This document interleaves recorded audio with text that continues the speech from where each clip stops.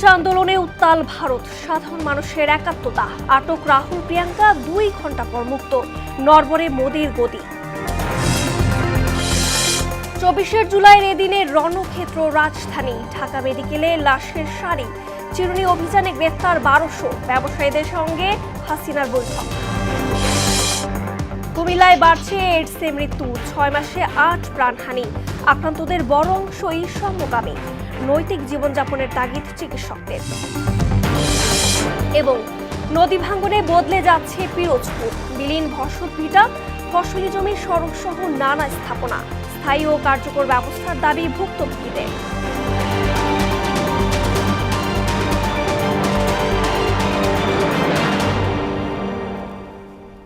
আসসালামু আলাইকুম, স্বাগত মোহনা সংবাদে। এতক্ষণ শুনছিলেন শিরোনাম, পুরো সংবাদের সঙ্গে আছি আমি রজনী রহমান। শুরুতেই ভারতের ককরোচ আন্দোলন প্রসঙ্গ। উত্তাল ভারতের রাজধানী দিল্লি, পরীক্ষার প্রশ্নপত্র ফাঁস ও আন্দোলনকারী শিক্ষার্থীদের ওপর পুলিশি হামলার প্রতিবাদে প্রধানমন্ত্রীর বাসভবন ও সংসদ ভবনের অভিমুখে বিক্ষোভ প্রদর্শনের সময় বিরোধী দলীয় নেতা রাহুল প্রিয়াঙ্কা গান্ধী সহ দলটির বেশ কয়েকজন নেতাকে আটকের পর ছেড়ে দিয়েছে পুলিশ। এ ঘটনায় মোদী সরকারের বিরুদ্ধে ফুঁসে উঠেছে জনতা। বিস্তারিত প্রিয়াঙ্কা নিতু ডেস্ক রিপোর্টে। ভারতের প্রধানমন্ত্রী নরেন্দ্র মোদীর বাসভবনের সামনে উত্তেজনা এখন তুঙ্গে। বিরোধী দল ভারতীয় জাতীয় কংগ্রেস নেতা রাহুল গান্ধী ও প্রিয়াঙ্কা গান্ধী লোককল্যাণ মার্গে অবস্থান নিলে পুলিশ তাদের আটক করে নিয়ে যায়। অবশ্য 2 ঘন্টা পর তাদের ছেড়ে দেওয়া হয়। সম্প্রতি প্রশ্নপত্র ফাঁসের জেরে শুরু হওয়া আন্দোলনে একাত্মতা জানিয়ে পার্লামেন্ট অভিমুখে পদযাত্রা করেন ককরোচ জনতা পার্টির সদস্য ও সাধারণ শিক্ষার্থীরা। গতকাল দিল্লিতে সেই শান্তিপূর্ণ আন্দোলনে নির্বিচারে লাঠিচার্জ ও হামলা চালায় পুলিশ। শিক্ষার্থীদের ওপর এই বর্বর হামলার প্রতিবাদেই আজ সরাসরি প্রধানমন্ত্রীর বাসভবন ঘেরাওয়ের উদ্দেশ্যে অবস্থান নেন কংগ্রেস নেতারা। আটক হওয়ার আগে সরকারের প্রতি কঠোর হুঁশিয়ারি দেন Rahul Gandhi. Apologize to the students and he should stop this nonsense of police people thrashing students. This is completely wrong. শিক্ষার্থীদের ওপর চালানো এই হামলার জবাব মোদী সরকারকেই দিতে হবে। দেশের তরুণদের ভবিষ্যৎ ধ্বংস করার দায়ে নরেন্দ্র মোদীর আর এক মুহূর্তও প্রধানমন্ত্রীর পদে থাকার অধিকার নেই। তাকে অবিলম্বে পদত্যাগ করতে হবে। পরিস্থিতি নিয়ন্ত্রণে আনতে দিল্লির লোককল্যাণ মার্গ সহ প্রধানমন্ত্রীর বাসভবনের আশেপাশের এলাকায় নজিরবিহীন নিরাপত্তা জোরদার করা হয়েছে। প্রিয়াঙ্কা নিতু, মোহনা সংবাদ। এবার রক্তাক্ত চুলাই প্রসঙ্গ।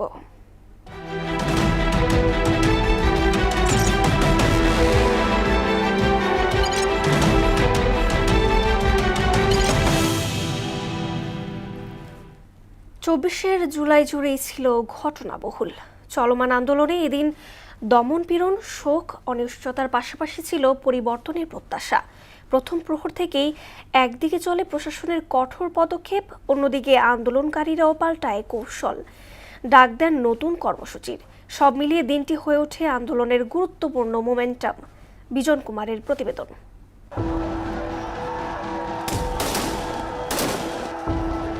জুলাই দেশের ইতিহাসে এক অবিস্মরণীয় মাস। ৩৬ দিনের সংগ্রাম আর আত্মত্যাগে রচিত ন্যায়ভিত্তিক বাংলাদেশের গল্প, যে গল্পের প্রতিটি পাতায় লেখা ছিল দুর্বিনীত সাহসের অনবদ্য রূপরেখা। ২২ জুলাই ছিল সোমবার। শ্রাবণ বিদ্রোহে দেশ ছিল উত্তাল। রাত 12টায় কারফিউ জারির পর থেকেই শুরু হয় চিরুনি অভিযান। অভিযানের 6 ঘণ্টায় সারা দেশে গ্রেপ্তার হন বিএনপি ও জামায়াতে ইসলামীর অন্তত 1200 নেতাকর্মী। কোটা সংস্কার আন্দোলন ঘিরে সংঘর্ষ, হামলা, ভাঙচুর ও অগ্নিসংযোগের ঘটনায় সারা দেশে সোমবার পর্যন্ত 164টি মামলা করা হয়। এদিন কোটা সংস্কার সংক্রান্ত জনপ্রশাসন মন্ত্রণালয়ের সারসংক্ষেপে সই করেন তৎকালীন প্রধানমন্ত্রী শেখ হাসিনা। তবে এর আগে একই দিন দুপুরে শেখ হাসিনা বৈঠক করেন কিছু ব্যবসায়ীর সঙ্গে। বিতর্কিত ওই বৈঠকের পর আন্দোলন আরও বেগবান হয়। সরকারের কঠোর দমনপীড়নে যাত্রাবাড়ি, রামপুরা, বনশ্রী আর আফতাবনগর পরিণত হয় রণক্ষেত্রে। এসব এলাকার উত্তপ্ত পরিস্থিতি নিয়ন্ত্রণে এগিয়ে আসে সেনাবাহিনী। এসব এলাকা পরিদর্শনে যান পুলিশের তৎকালীন আইজিপি চৌধুরী আবদুল্লাহ আল মামুন, র্যাবের ডিজি হারুনুর রশিদ এবং ডিএমপি কমিশনার হাবিবুর রহমান। এদিন ঢাকা মেডিকেল কলেজ হাসপাতালে দীর্ঘ হতে থাকে লাশের সারি। সোমবার পর্যন্ত নিহত 68টি লাশ স্বজনদের কাছে হস্তান্তর করা হয়। হতাহতের সংখ্যা বিবেচনায় সরকারকে 48 ঘন্টার আলটিমেটাম দিয়ে কমপ্লিট শাটডাউন কর্মসূচি স্থগিত করার ঘোষণা করেন বৈষম্য বিরোধী ছাত্র আন্দোলনের সমন্বয়ক নাহিদ ইসলাম। সবার প্রতি আহ্বান থাকবে, আপনারা এখানে সাধারণ শিক্ষার্থীর ব্যানারে এসে আন্দোলনকে সফল করুন। বিজন কুমার, মোহনা সংবাদ, ঢাকা। মানবতা বিরোধী অপরাধের ঘটনায় শহীদ রাষ্ট্রপতি জিয়াউর রহমান হত্যা মামলার আসামি মেজর অবসরপ্রাপ্ত মোজাফফর হোসেনকে আগামী 23 জুলাই হাজিরের নির্দেশ দিয়েছেন আন্তর্জাতিক অপরাধ ট্রাইব্যুনাল। এদিকে শাপলা চত্বরে হেফাজতের সমাবেশে হত্যাযজ্ঞের মামলায় আগামী 2-1 দিনের মধ্যে আনুষ্ঠানিক অভিযোগ দাখিল হতে পারে বলে জানিয়েছেন chief prosecutor Mohammad Aminul Islam. Tribunal 2 আদেশ দিয়েছেন আগামী 23/7/26 তারিখ অর্থাৎ আগামী বৃহস্পতিবার 10টার মধ্যে তাকে ট্রাইব্যুনালে হাজির করার জন্য নির্দেশনা দিয়েছেন। আমাদের শহীদ রাষ্ট্রপতি জিয়া রহমানের হত্যাকাণ্ডের সাথে তার যে সম্পৃক্ততা সেটি সেনা আইনে বিচার হবে। দেশনায়ক তারেক রহমানের নেতৃত্বে বাংলাদেশি জাতীয়তাবাদ, বহুদলীয় গণতন্ত্র ও ধর্মীয় মূল্যবোধ রক্ষায় সরকার পুরোপুরি বদ্ধপরিকর বলে মন্তব্য করেছেন তথ্য ও সম্প্রচার মন্ত্রী জহিরউদ্দিন স্বপন। মঙ্গলবার বিকেলে জাতীয় প্রেসক্লাবে রাজনীতিবিদ মশিউর রহমান জাদু মিয়ার 102তম জন্মবার্ষিকীর মরণসভায় একথা বলেন তিনি। এ সময় জাদু মিয়াকে একজন অত্যন্ত দূরদর্শী নেতা হিসেবে স্মরণ করেন তথ্যমন্ত্রী। মব কালচার গণতন্ত্রের জন্য দুর্ভাগ্যজনক বলেও মন্তব্য করেন তথ্যমন্ত্রী। বাংলাদেশে শহীদ জিয়াউর রহমানের রাজনৈতিক দল, তার দর্শন, তার চিন্তা, তার আদর্শ এবং তার রাষ্ট্রনায়ক সুলভ সকল তৎপরতার ধারাবাহিকতাতে আমাদের মাননীয় প্রধানমন্ত্রী বিরোধী দলের ভূমিকা এবং প্রধানমন্ত্রীর যে দায়িত্ব তিনি পালন করছেন গত কয়েক মাস যাবৎ, এই সকল কিছুই প্রমাণ করে যে সেই দিন শহীদ জিয়াউর রহমানের মতো একজন সামরিক কর্মকর্তা যদি অত্যন্ত সঠিক প্রক্রিয়ার মধ্য দিয়ে রাজনৈতিক নেতায় রূপান্তরিত না হতেন তাহলে এই ধারাবাহিকতা কিন্তু বজায় থাকতো না। এমপিওভুক্ত শিক্ষক, দ্বৈত নাগরিক, ঋণখেলাপি ও গ্যারান্টার স্থানীয় সরকার নির্বাচনে অংশ নিতে পারবেন না বলে জানিয়েছেন ইসি সচিব আক্তার আহমেদ।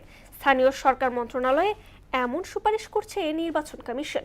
মঙ্গলবার দিনব্যাপী বৈঠক শেষে সাংবাদিকদের এই তথ্য জানান ইসি সচিব আক্তার আহমেদ। তিনি জানান, সশস্ত্র বাহিনীকে আইন শৃঙ্খলা বাহিনীর সঙ্গে যুক্ত করার প্রস্তাবনাও রয়েছে সুপারিশে। বলেন, স্থানীয় সরকার নির্বাচনের 5টি প্রতিষ্ঠানের ইউনিয়ন পরিষদ, উপজেলা পরিষদ, পৌরসভা, সিটি কর্পোরেশন ও জেলা পরিষদের যে আইনগুলো আছে সেগুলো নিয়ে আলোচনা হয়েছে। কমিশন মনে করেন যে না, এদেরকে এমপিওভুক্ত শিক্ষকগণ যেন নির্বাচনে অংশগ্রহণের অযোগ্যতা হয়। ঋণ খেলাপি বলে যে বিষয়টা আছে, বন্ধকদাতা এবং গ্যারান্টার, যিনি ব্যক্তিগতভাবে বন্ধকদাতা তিনি তো আছেনই, কিন্তু গ্যারান্টার যারা তাদেরকেও ঋণ খেলাপি হিসেবে অযোগ্য করার একটা কথা প্রস্তাবনাটা আমরা নীতিগতভাবে সম্মত হয়েছি। লাভজনক পদে অফিস অফ প্রফিট, লাভজনক পদে থেকে নির্বাচন করা যাবে না। মাইলস্টোন ট্র্যাজেডি থেকে বেঁচে ফেরাদের উন্নত চিকিৎসায় সরকার সহযোগিতা করবে বলে জানিয়েছেন স্বাস্থ্যমন্ত্রী সর্দার সাখাওয়াত হোসেন বকুল। আর ক্ষতিগ্রস্ত পরিবারের প্রতি সহযোগিতার হাত সবসময় আছে জানান জিয়াউর রহমান ফাউন্ডেশনের vice president doctor Zubaidur Rahman. মঙ্গলবার সকালে বার্ন ইনস্টিটিউটে মাইলস্টোন স্কুল অ্যান্ড কলেজে মর্মান্তিক বিমান দুর্ঘটনায় শহীদদের স্মরণ সভায় এসব কথা বলেন তারা। ফলো আপে আছে, আমাদের ডাক্তাররা নিষ্ঠার সাথে বার্ন ইউনিটে কাজ করে যাচ্ছেন। এরপরেও যদি আরো কিছু উন্নততর চিকিৎসার প্রয়োজন হয়, আমাদের সরকার, আমরা পিছিয়ে থাকবো না। মৃত্যুবরণ করেছেন যারা, তাদের পরিবারের প্রতি সমগ্র জাতি সমবেদনা জানাচ্ছে। আমি এই দুর্ঘটনায় ক্ষতিগ্রস্ত সকল পরিবারকে জানাই গভীর শোক ও আন্তরিক সমবেদনা। মানসম্মত প্রাথমিক শিক্ষা নিশ্চিতে মাঠ পর্যায়ের কর্মকর্তাদের দায়িত্ব সুবিধা দুটোই বাড়ানোর কথা বলেন শিক্ষামন্ত্রী আ.ন.ম এহসানুল হক মিলন। মঙ্গলবার বিকেলে মিরপুরের পিটিআই মিলনায়তনে শিক্ষা কর্মকর্তাদের সঙ্গে মতবিনিময় সভায় এসব কথা বলেন তিনি। সব শিক্ষক ঢাকায় আসতে চান জানিয়ে মন্ত্রী বলেন, বদলির অনুরোধ নিয়ে শিক্ষকরা এত বেশি আসেন যে অফিস কক্ষেও সহজে প্রবেশ করতে পারেন না। এই বাস্তবতা বিবেচনায় বদলির বিষয়টি উপজেলা পর্যায়ে নিয়ে যাওয়া হয়েছে বলেও জানান শিক্ষামন্ত্রী। সকলেই ঢাকায় আসতে চায়, সকলেই ঢাকায় অ্যাটাচড হয়ে থাকতে চায়, এই জন্য ঢাকা শহরে শিক্ষকের অভাব নেই। এবার বুঝতে পেরেছেন ঢাকায় শিক্ষক আছে গ্রাম গ্রামান্তরে স্কুলে 2 জন শিক্ষক 3 জন শিক্ষক। তাহলে 2 জন শিক্ষকের মধ্যে একজন যদি ম্যাটারনিটি লিভে যায় তাহলে স্কুলে থাকে 1 জন শিক্ষক। এটি হচ্ছে আমাদের গ্রাম বাংলার চিত্র। 2027 সালের হজ প্যাকেজে সার্বিকভাবে বেড়েছে খরচ। মঙ্গলবার সকালে সচিবালয়ে নতুন এই প্যাকেজ ঘোষণা করেন ধর্মমন্ত্রী কাজী শাহ মোফাজ্জল হোসেন কায়কোবাদ। তিনি জানান, এবার বিমান ভাড়া 24,000 টাকা কমানো হয়েছে। প্যাকেজ 1-এর খরচ ধরা হয়েছে 6,15,263 টাকা, আর 2-এর খরচ 5,05,648 টাকা। তবে তা গেল বছরের তুলনায় বেশি। কুমিল্লায় উদ্বেগজনক হারে বাড়ছে এইডস আক্রান্ত ও মৃত্যুর সংখ্যা। গেল 6 মাসে এইডসে মারা গেছে 8 জন। আক্রান্তদের বড় অংশই সমকামিতার সঙ্গে জড়িত। নিয়ন্ত্রিত জীবনযাপন না করলে পরিস্থিতি আরও ভয়াবহ হবে বলে জানান চিকিৎসকরা। শাহাবুদ্দিনের তথ্যচিত্রে জানাচ্ছেন ডলি বিনতে মনোয়ারা। কুমিল্লায় দিন দিন বাড়ছে এইচআইভি সংক্রমণ ও মৃত্যুর সংখ্যা। এইডসের নীরব থাবায় গত 6 মাসে মারা গেছেন 8 জন, আর 49 জনের এইচআইভি শনাক্ত হয়েছে। প্রতিদিন গড়ে 7 থেকে 8 জনের পরীক্ষা করা হয়, যার অধিকাংশই কুমিল্লার। 7-8 জন মতো টেস্ট করেছি, সব কিন্তু কুমিল্লার পেশেন্ট। সম্প্রতি এইডসে আক্রান্তদের মধ্যে সমকামিতার সংখ্যা সবচেয়ে বেশি।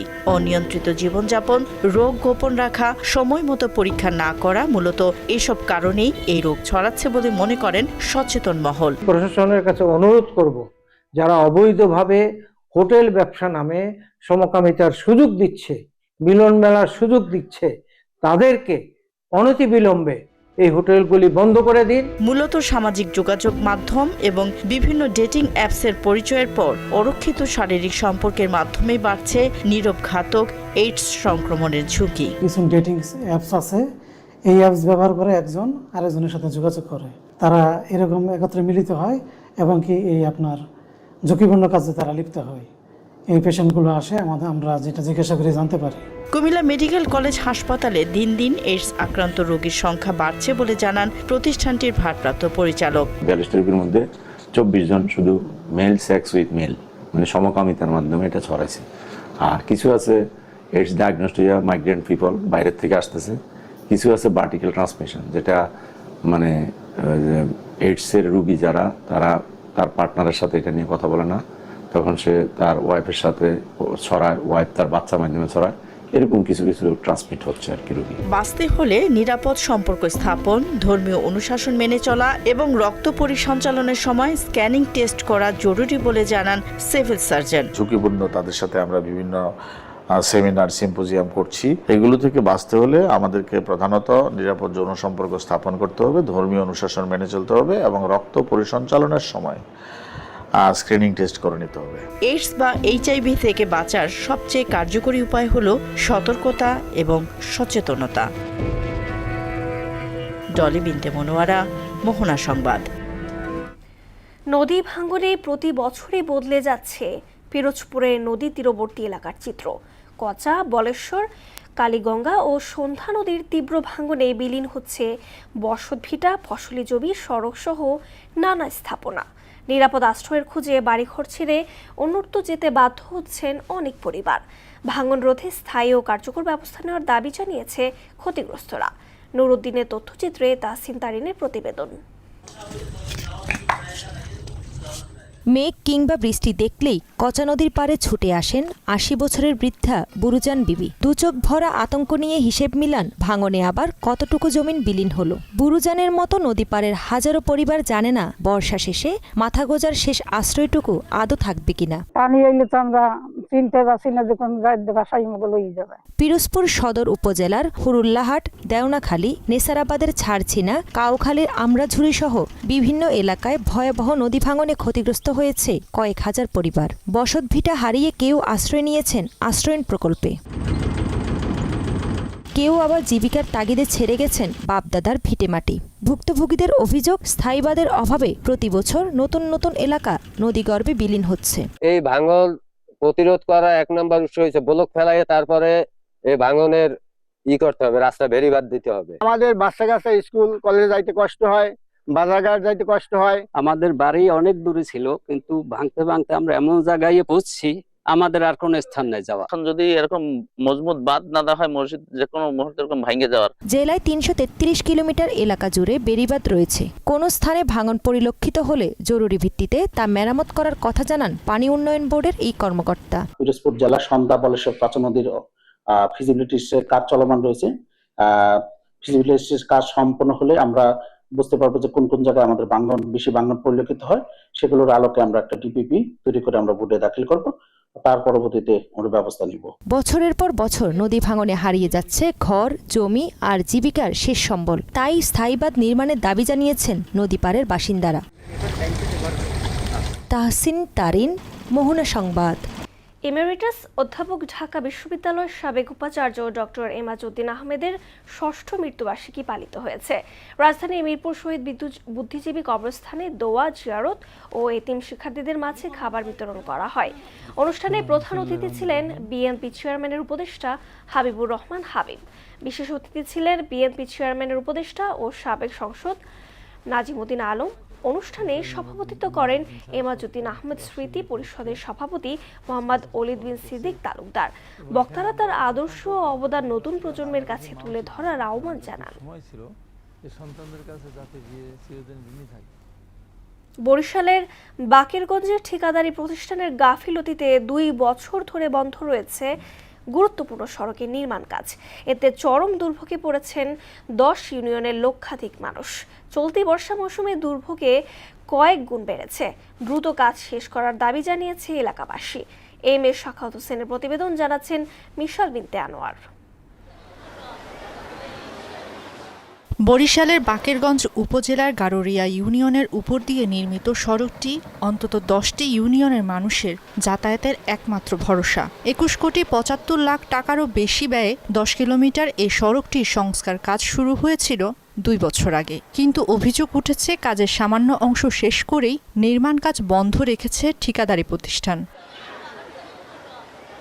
স্থানীয়দের আশঙ্কা, দ্রুতই এই সড়কটির কাজ শেষ করা না হলে চলতি বর্ষা মৌসুমে দুর্ভোগ বৃদ্ধি পাবে আরো কয়েক গুণ। একটি স্কুল, হাই স্কুল সহ প্রাইমারি মাদ্রাসা, কিন্তু জন দুর্ভোগের শেষ নাই। 4-5 বছর ধরে এই একই অবস্থা, মাঝে মাঝে একটু আসে, তারপরে আর কোনো খবর থাকে না। এই অটো নিয়ে প্রায় অ্যাক্সিডেন্ট হয়। জায়গায় দৈনিক গাড়ি অ্যাক্সিডেন্ট হয়, যেমন মোটরসাইকেল এমন অটো। গত 2 বছর ধরে আমরা দেখে আসছি যে রাস্তার কাজ চলতেছে। বৃষ্টির সময় রাস্তায় পানি, তারপরে হাঁটার কোনো অবস্থা থাকে না। যখন গাড়ি যায় পাশ দিয়ে তখন অনেক ধুলাবাড়ি ওঠে। এদিকে জনদুর্ভোগ লাঘবে দ্রুত সংশ্লিষ্ট কর্তৃপক্ষকে কার্যকর পদক্ষেপ নেওয়ার আহ্বান জানিয়েছেন স্থানীয় জনপ্রতিনিধি। দায়িত্বপ্রাপ্ত যারা এই সড়কের সাথে জড়িত আছেন, এলজিইডি, আমি তাদের দৃষ্টি আকর্ষণ করছি অতি সত্বর এই রাস্তাটা যাতে মানুষ চলাচল উপযোগী হয়। ঠিকাদারি প্রতিষ্ঠানকে দ্রুত কাজ শেষ করার জন্য নির্দেশনা দেওয়ার কথা জানায় কর্তৃপক্ষ। বর্তমানে কিছু দ্রব্যমূল্য, ভিটামিনের দাম অস্বাভাবিকভাবে বেড়ে গিয়েছে, সেই কারণে কিছু ক্ষতিগ্রস্ত হচ্ছে। তো আশা করতেছি আমাদের যে পর্যাপ্ত সময় আছে, যে 30/2027 পর্যন্ত সময় আছে ঠিকাদারের, এর আগে কাজটা সম্পন্ন হবে। কর্তৃপক্ষের যথাযথ পদক্ষেপে দ্রুতই সড়কটি চলাচলের উপযোগী হবে, এমনটাই প্রত্যাশা ভুক্তভোগীদের। মিশাল বিনতে আনোয়ার, মোহনা সংবাদ। শেরপুরের নকলায় লটকনের বাম্পার ফলন হয়েছে। উৎপাদন খরচ কম, লাভজনক হওয়ায় জেলায় দিন দিন বাড়ছে লটকনের আবাদ। বাজারে বেশি দামের কারণে এই ফল ভাগ্য বদলাচ্ছে চাষিদের। কৃষকদের পরামর্শ দিয়ে সহায়তা করছে কৃষি বিভাগ। আব্দুল্লাহ আল আমিনের প্রতিবেদন, জানাচ্ছেন মাহমুদ আক্তার। গাছের গোড়া থেকে আগা পর্যন্ত থোকায় থোকায় ঝুলছে পাকা আধা পাকা লটকন। শেরপুরের নকলা উপজেলার প্রত্যন্ত এলাকাগুলোতে এখন পুরোদমে চলছে লটকন সংগ্রহ ও বিক্রি। লাভজনক হওয়ায় প্রতি বছর বাড়ছে নতুন বাগানের সংখ্যা। বর্তমানে স্থানীয় বাজারে প্রতি কেজি লটকন বিক্রি হচ্ছে 100 থেকে 120 টাকা দরে। পাইকাররা সরাসরি বাগান থেকেই ফল কিনে নিয়ে যাচ্ছেন দেশের বিভিন্ন জেলায়। এই এলাকার লটকন রসালো ও স্বাদে ভালো হওয়ায় বাজারে এর চাহিদাও বেশি। আমরা ছোট থেকে আমরা আসলে ববি চাষ করি, মানে এখন চাষে পরিণত হয়েছে। আগে তো এগুলি চাষ করা হতো না। 200 গাছ আছে এই জায়গা, আমরা বাগান করছি। অন্যান্য বারের তুলনায় এবার অনেক ফলন ভালো হয়েছে। পাইকাররা দূর দূরান্ত থেকে এসে বাগানটা কিনে নেয়, ওরা পরে খুচরা বিক্রি করে। মালিকের কিনা বিক্রি করি আমরা বিভিন্ন জেলায় নেই, ঢাকা, যাত্রাবাড়ি, কারণ বাজার। কৃষকদের নিয়মিত প্রশিক্ষণ ও সব ধরনের পরামর্শ দিয়ে সহায়তা করছে কৃষি বিভাগ। লটকন চাষে আগ্রহী হচ্ছে দিন দিন আমাদের কৃষি বিভাগ।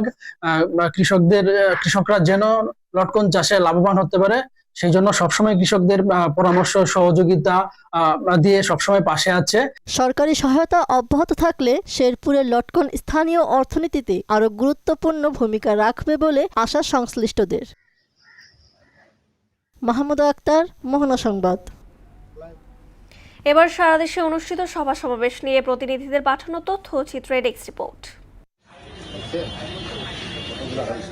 পরিবেশ সংরক্ষণ ও সবুজায়ন কর্মসূচির অংশ হিসেবে দিনাজপুরের পার্বতীপুরে উপজেলা প্রশাসন ও যুব উন্নয়ন অধিদপ্তরের যৌথ উদ্যোগে বৃক্ষরোপণ, গাছের চারা বিতরণ কর্মসূচি হয়েছে। সদরহাট নওগাঁ উচ্চ বিদ্যালয়ে বার্ষিক ক্রীড়া প্রতিযোগিতা পুরস্কার বিতরণ অনুষ্ঠানে বিজয়ীদের হাতে পুরস্কার তুলে দেন নওগাঁ ৫ আসনের সংসদ সদস্য মোহাম্মদ জাহিদুল ইসলাম ধলু। নারায়ণগঞ্জে বিদ্যুতের প্রিপেইড মিটার স্থাপন বাতিলের দাবিতে মানববন্ধন ও গ্রাহক সমাবেশ করেছে নারায়ণগঞ্জ নাগরিক অধিকার ফোরাম। মানবদেহে জিঙ্কের ঘাটতি দূর ও পুষ্টি নিরাপত্তা নিশ্চিত করতে জিঙ্ক সমৃদ্ধ ধানের উৎপাদন, বাজারজাতকরণ ও ব্যবহার বাড়ানোর লক্ষ্যে ঠাকুরগাঁওয়ে নীতি নির্ধারক ও প্রকল্প অংশীদারদের নিয়ে মতবিনিময় সভা হয়েছে। চাঁপাইনবাবগঞ্জের পদ্মা নদী তীরবর্তী সীমান্ত এলাকায় বিজিবির ৫৩ ব্যাটালিয়নের পক্ষ থেকে ১০টি গ্রামের অসহায় দুস্থ মানুষের মাঝে বিনামূল্যে চিকিৎসা সেবা ওষুধ প্রদান করা হয়েছে। ডেঙ্গু সহ মশাবাহিত রোগ প্রতিরোধে সরকারি দফতরগুলোকে পরিচ্ছন্ন ও কর্মবান্ধব পরিবেশ গড়ে তুলতে চট্টগ্রাম সার্কিট হাউস সম্মেলন কক্ষে কর্মকর্তা কর্মচারীদের নিয়ে সচেতনতামূলক সংবাদ সম্মেলন হয়েছে। চাঁপাইনবাবগঞ্জ উপজেলা দুর্নীতি প্রতিরোধ কমিটি নাচলের আয়োজনে এবং উপজেলা প্রশাসনের সহযোগিতায় উপজেলা পরিষদ মিলনায়তনে বিতর্ক প্রতিযোগিতা, আলোচনা সভা ও পুরস্কার বিতরণী অনুষ্ঠান হয়েছে। নোয়াখালী সোনাইমুড়ি উপজেলার ভানুয়াই গ্রামের প্রবাসী রাকিবকে পরিকল্পিতভাবে হত্যার প্রতিবাদ ও হত্যাকাণ্ডের সঙ্গে জড়িতদের ফাঁসির দাবিতে মানববন্ধন করেছে এলাকাবাসী ও নিহতের স্বজনরা। নোয়াখালী সুবর্ণচরের ৭ নং পূর্বচর বাটা ইউনিয়নের চান্দু মার্কেটে অবস্থিত মঞ্জু চেয়ারম্যান জামে মসজিদের পুকুর আওয়ামী লীগ নেতার কাছ থেকে দখলমুক্ত করতে মানববন্ধন করেছে মসজিদ কমিটির সদস্য ও এলাকাবাসী। চট্টগ্রাম বন্দরে এনসিটি, সিসিটি এবং অন্যান্য গুরুত্বপূর্ণ স্থাপনা বিদেশি প্রতিষ্ঠানের কাছে ইজারা দেওয়ার উদ্যোগের প্রতিবাদে চট্টগ্রাম প্রেস ক্লাবের সামনে প্রতীকী গণ অনশন কর্মসূচি পালন করেছে বন্দর রক্ষা কমিটি। ঝিনাইদহের মোবারকগঞ্জ সুগার মিলে শ্রমিক কর্মচারীদের ৩ দফা দাবি বাস্তবায়নের দাবিতে আলোচনা সভা ও মিছিল হয়েছে। বগুড়ার শাহজাহানপুর উপজেলার ৯ মাইল এলাকায় প্রস্তাবিত জামালপুর স্থানে বগুড়া বিশ্ববিদ্যালয় প্রতিষ্ঠার দাবিতে মানববন্ধন, সমাবেশ ও মহাসড়ক অবরোধ কর্মসূচি পালন করেন এলাকাবাসী। দিনাজপুরে বিরলে উপজেলা প্রশাসনের আয়োজনে ক্ষুদ্র নৃগোষ্ঠী, ছাত্রছাত্রী ও দুস্থ ব্যক্তিদের মাঝে শিক্ষাবৃত্তি অনুদানের চেক, প্রতিবন্ধীদের মাঝে পরিচয়পত্র, ইউনিয়ন পর্যায়ে মৎস্য প্রদর্শনী, চাষিদের মাঝে উপকরণ বিতরণ করেন দিনাজপুর ২ আসনের সংসদ সদস্য আলহাজ সাদিক রিয়াজ চৌধুরী পিনাক। নওগাঁ সদর উপজেলার শৈলগাছি ইউনিয়ন পরিষদের সাবেক চেয়ারম্যান মরহুম শমশের চেয়ারম্যান ও বেলাল চেয়ারম্যান স্মৃতি ফুটবল টুর্নামেন্টের উদ্বোধন করেন নওগাঁ ৫ আসনের সংসদ সদস্য জাহিদুল ইসলাম ধলু। ৩ দফা দাবি বাস্তবায়নের লক্ষ্যে বিক্ষোভ মিছিল ও ২ ঘণ্টা কর্মবিরতি পালন করেছেন ঠাকুরগাঁও সুগার মিলের শ্রমিক কর্মচারীরা। দাবি মানা না হলে কঠোর আন্দোলনের হুঁশিয়ারি দেন তারা। ডলি বিনতে মনোয়ারা, মোহনা সংবাদ। খেলার খবর, কমনওয়েলথ জমকালো উদ্বোধনী অনুষ্ঠানের মধ্য দিয়ে আগামীকাল স্কটল্যান্ডের গ্লাসগো শহরে আনুষ্ঠানিকভাবে পর্দা উঠছে ২৩তম কমনওয়েলথ গেমসের। ২রা আগস্ট পর্যন্ত চলা বিশ্বের অন্যতম বৃহৎ এই ক্রীড়াযজ্ঞে অংশ নিচ্ছে ৭৪ দেশের ৩,০০০ অ্যাথলেট। গ্লাসগোর বিখ্যাত অভো হাইড্রো অ্যারোনায় বসছে উদ্বোধনী আসর। মূল প্রতিযোগিতায় অ্যাথলেটিক্স, সাঁতার ও বক্সিং সহ মোট 10টি খেলা এবং 6টি প্যারা স্পোর্টস অন্তর্ভুক্ত রয়েছে। আজ উদ্বোধনী অনুষ্ঠান হলেও কাল থেকে শুরু হবে পদক জয়ের লড়াই। ফুটবল। দীর্ঘ ৮ বছর পর দক্ষিণ এশিয়ার সবচেয়ে মর্যাদাপূর্ণ ফুটবল টুর্নামেন্ট সাফ চ্যাম্পিয়নশিপ আবারও বাংলাদেশে ফিরছে। এছাড়া আসরের সূচি চূড়ান্ত করেছে সাফ। আগামী ৪ থেকে ১৭ নভেম্বর পর্যন্ত ঢাকার ভেন্যুতে অনুষ্ঠিত হবে টুর্নামেন্টের সবগুলো ম্যাচ। এই আসরকে কেন্দ্র করে ২৫ জুলাই অফিসিয়াল লোগো উন্মোচন করা হবে। এরপর ১ আগস্ট ভুটানের থিম্পুতে অনুষ্ঠিত হবে প্রতিযোগিতার অফিসিয়াল ড্র। এর আগে বাংলাদেশ ২০০৩, ২০০৯ এবং ২০১৮ সালে ৩ বার এই টুর্নামেন্ট সফলভাবে আয়োজন করেছিল। দর্শক, এই পর্যায়ে জানিয়ে দিচ্ছি আজকে সংবাদপত্রের গুরুত্বপূর্ণ শিরোনাম।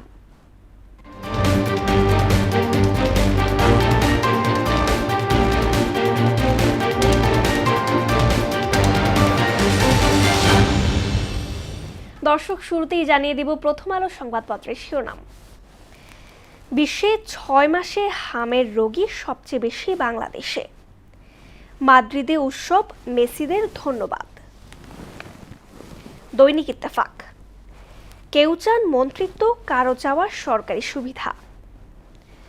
মাইলস্টোন ট্র্যাজেডির 1 বছর, বাচ্চারা বলছিল মিস প্লিজ আমাদের বাঁচান।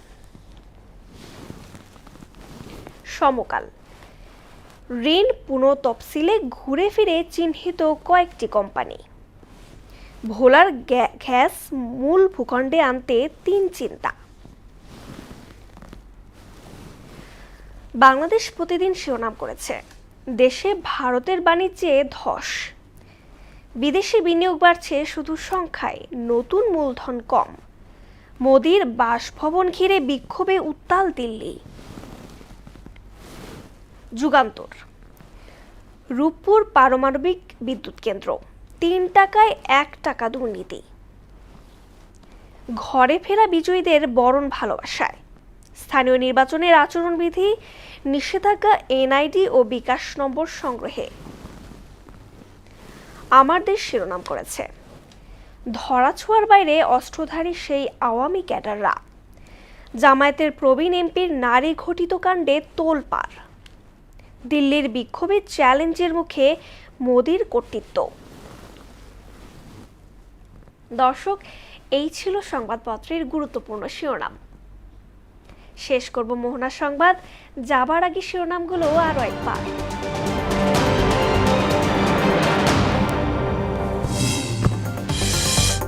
ককরোচ আন্দোলনে উত্তাল ভারত, সাধারণ মানুষের একাত্মতা। আটক রাহুল প্রিয়াঙ্কা, 2 ঘন্টা পর মুক্ত। নড়বড়ে মোদির গদি।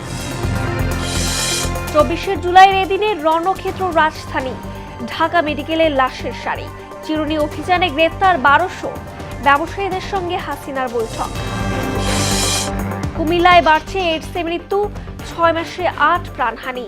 আক্রান্তদের বড় অংশই সমকামী। নৈতিক জীবনযাপনের তাগিদ চিকিৎসকদের। এবং নদী ভাঙনে বদলে যাচ্ছে পিরোজপুর। বিলীন বসতভিটা, ফসলি জমি, সড়ক সহ নানা স্থাপনা। স্থায়ী ও কার্যকর ব্যবস্থার দাবি ভুক্তভোগীদের। এই ছিল মোহনা সংবাদে। পরবর্তী সংবাদ দুপুরে 1টায়। এর আগে বেলা 11টায় দেখুন সংবাদ এক নজরে। মোহনার সবশেষ খবর জানতে ভিজিট করুন www.mohona.tv। সংবাদ দেখতে পারেন ফেসবুক, ইউটিউবেও। এতক্ষণ সঙ্গে থাকার জন্য ধন্যবাদ সবাইকে।